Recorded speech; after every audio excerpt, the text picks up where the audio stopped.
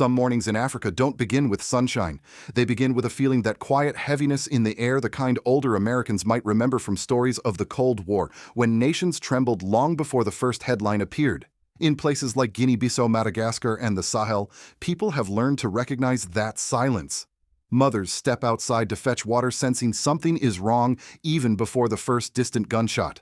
Young men glance over their shoulders, wondering if this will be another day when power changes hands.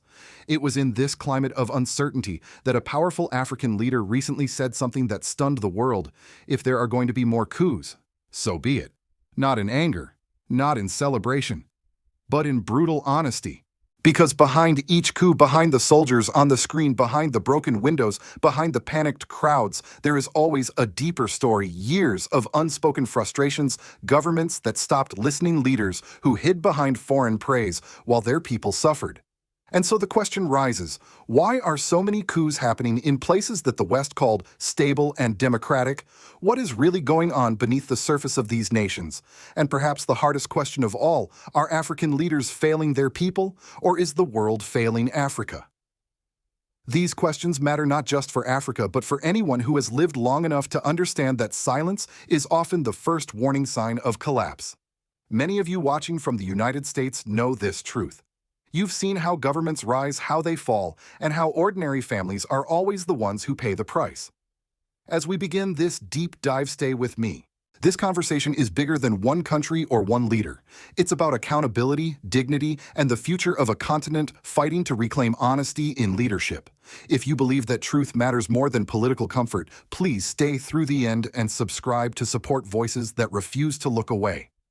When the leader spoke those shocking words, "If more coups happen, so be it," he wasn't glorifying chaos. He was pointing to a painful truth. Many outside Africa rarely acknowledge coups don't appear out of thin air. They grow from soil that has been neglected, ignored, or deliberately poisoned for years. Across the continent, from the Indian Ocean islands to the Atlantic coast, there is a pattern that older Americans might recognize from distant decades of global crisis. A government that begins with optimism slowly loses the trust of its people. Promises fade, corruption grows, resources disappear. And leaders become increasingly comfortable in their power, not because the people support them, but because powerful nations somewhere far away approve of them. The president in this story explained it clearly. Where coups occur, something has been wrong for a long time. He wasn't speaking theoretically. He was speaking as someone who has watched foreign governments praise African leaders who were never elected fairly, who drained national treasuries, who silenced young people demanding a future.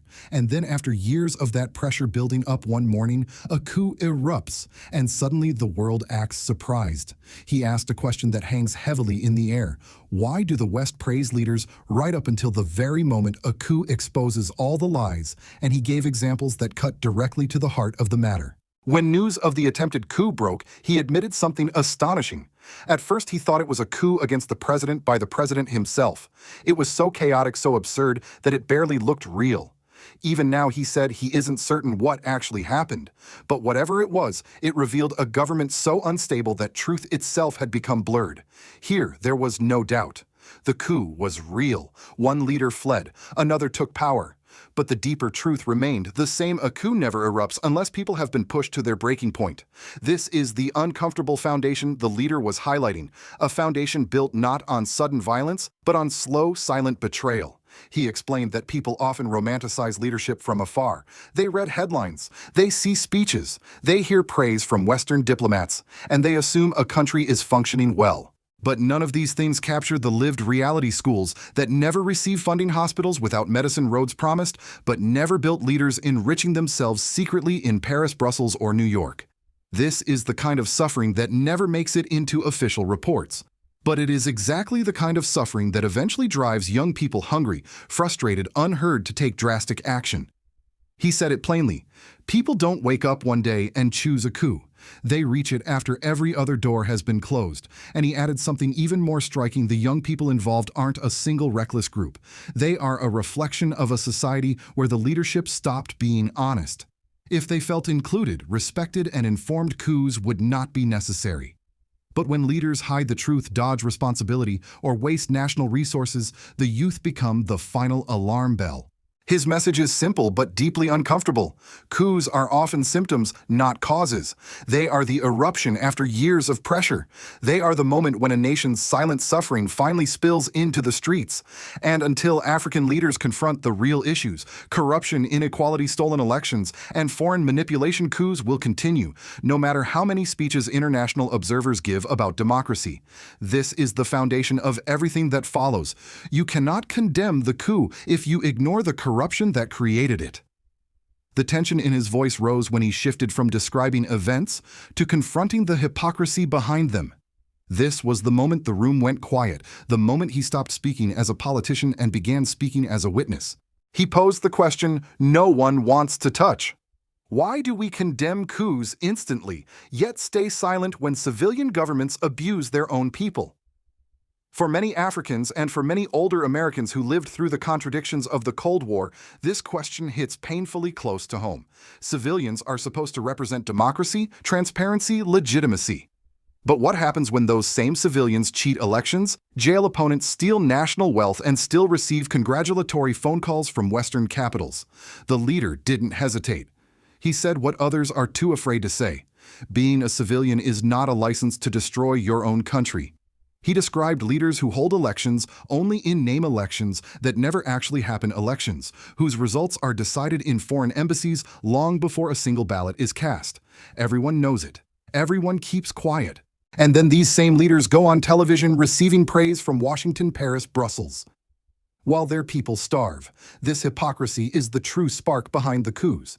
Because when a government has emptied state coffers, moved wealth to Europe, built mansions abroad, and turned the police into an instrument of fear, what moral right do they have to remain in power? The president put it starkly: if they cheat elections, if they kill their own people, if they loot the country, why should they be guaranteed another 5 years simply because they are civilians? These words were the emotional high point, a direct challenge to the international order. He then exposed something even darker: how foreign powers knowingly support corrupt African leaders because they want access to resources. He gave a chilling example. A leader commits election fraud. Everyone knows. Yet that same evening, he receives a call: congratulations. By the way, our company needs a cobalt concession.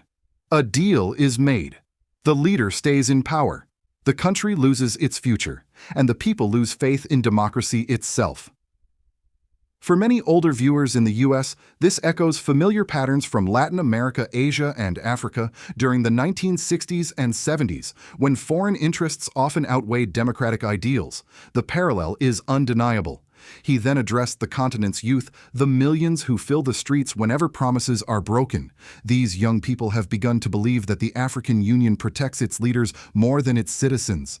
They see presidents cheating elections and staying in power for decades, while AU observers issue soft statements like "we encourage peaceful dialogue." To them, it feels like betrayal. Maybe we should have a mechanism to punish civilian leaders who destroy their own countries, not just military leaders who overthrow them. The room stayed silent. Because the truth had been spoken. He made it clear coups are rarely led by irrational actors. Most are driven by people who feel trapped, citizens who believe every democratic path has been blocked. And he added a warning: few leaders dare to acknowledge if a coup removes a corrupt leader, but the new leaders repeat the same crimes. Then they too deserve to be removed. This statement wasn't just bold, it was revolutionary. He was redefining legitimacy not by title, not by uniform, not by Western approval, but by moral performance. The true climax came when he spoke about Congo, a place where leaders stayed in power without ever winning a real election, protected by foreign business interests who wanted cobalt more than they wanted democracy. He turned to the audience and asked, when was he elected? The first time, the second, you are silent, because you know the truth. And with that, he exposed the world's double standards. Coups don't terrify Africans. Hypocrisy does.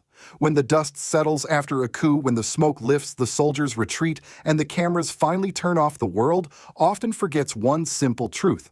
Ordinary people are the ones who carry the heaviest burden.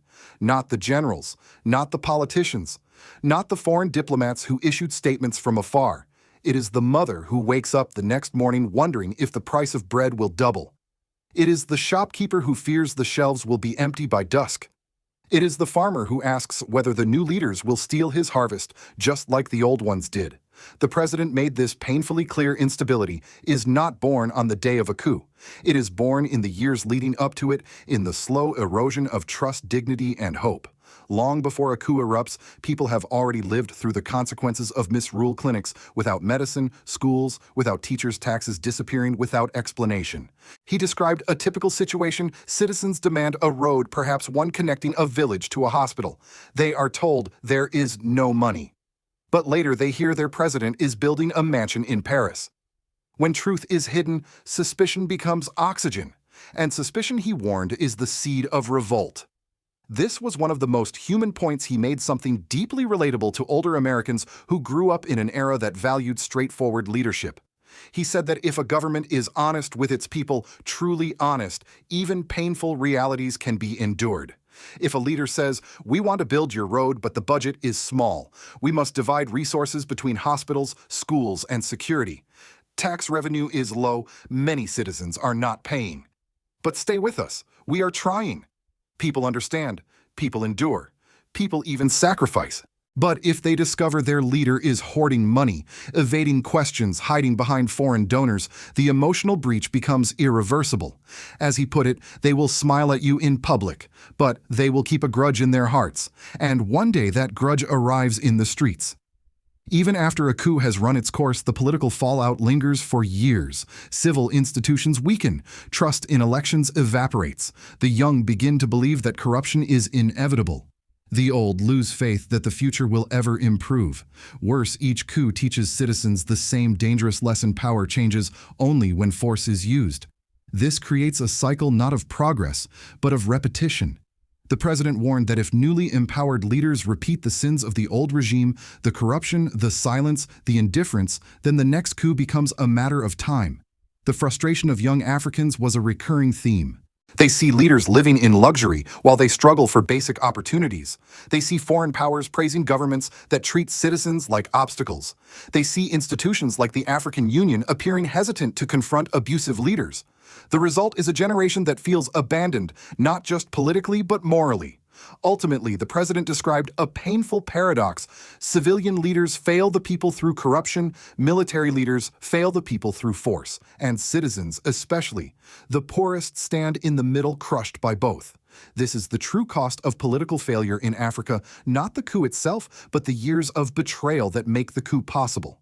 From Washington to Brussels, from New York newsrooms to European foreign ministries, the reactions to Africa's recent coups always appear swift and predictable. The press releases come within hours. We condemn the unconstitutional change of government. We call for a restoration of democratic order. But the leader in our story asked a question that slices through these polished diplomatic statements. Where were these voices when civilian governments were destroying their own nations? For many older Americans, this carries a familiar echo. It recalls the decades when the United States, Europe, and the Soviet Union all competed for influence in the global South, supporting leaders, not because they were honest or competent, but because they aligned with larger geopolitical interests. Africa is now living through a modern version of that same script.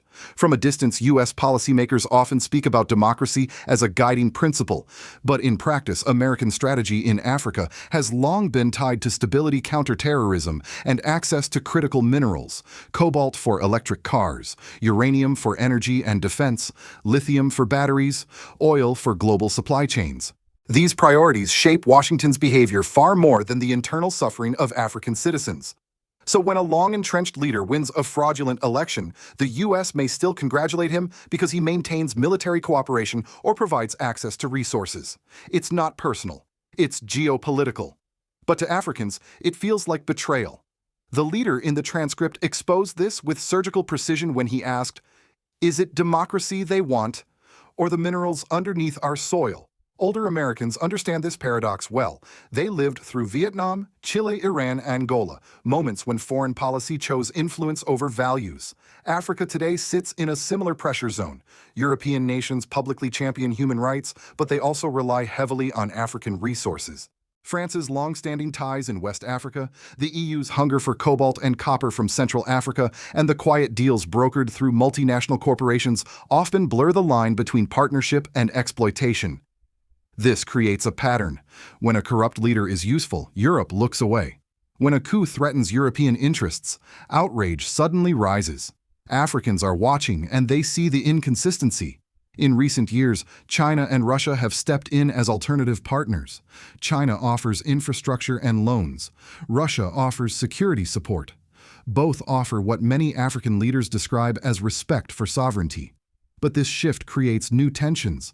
Western nations worry about losing influence and thus push even harder to protect existing alliances, even alliances with problematic leaders. This global tug-of-war leaves African citizens caught between competing empires, each claiming to offer the best future while prioritizing their own strategic interests. The continent's youth, skeptical of Western lectures and tired of failed African leaders, now ask a profound question. If the world truly supports democracy, why does it keep rewarding those who destroy it? This is the heart of the crisis. The coups are not simply African events. They are global reflections, mirrors revealing uncomfortable truths about how the world treats Africa. And as the leader explained, until the global community stops valuing African minerals more than African lives, instability will continue. In the end, when all the speeches fade and the shouting dies down, Africa is left with a question that refuses to disappear. How long can a society survive when truth is treated as a luxury instead of a duty? Coups do not begin with bullets. They begin with betrayal. They begin with promises broken so quietly that the world hardly notices. And they begin when leaders forget that ordinary citizens, not foreign donors, not corporate partners, not political elites, are the ones who measure legitimacy.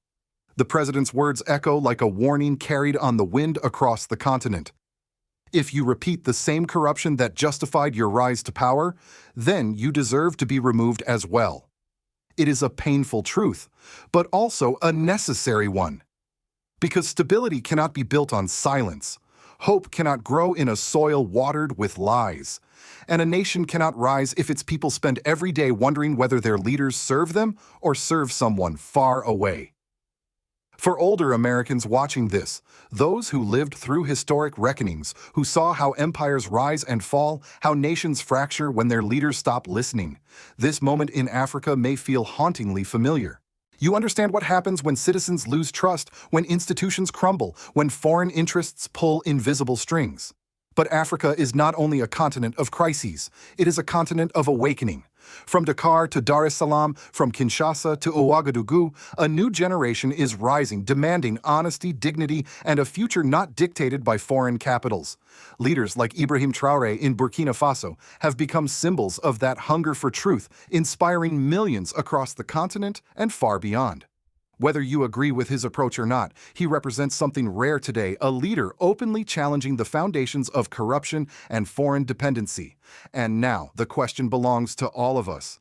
Do you think this new wave of leadership, imperfect, bold, fiercely independent, can truly break Africa's cycle of corruption and coups? Or will history repeat itself once again? Your voice matters more than you think.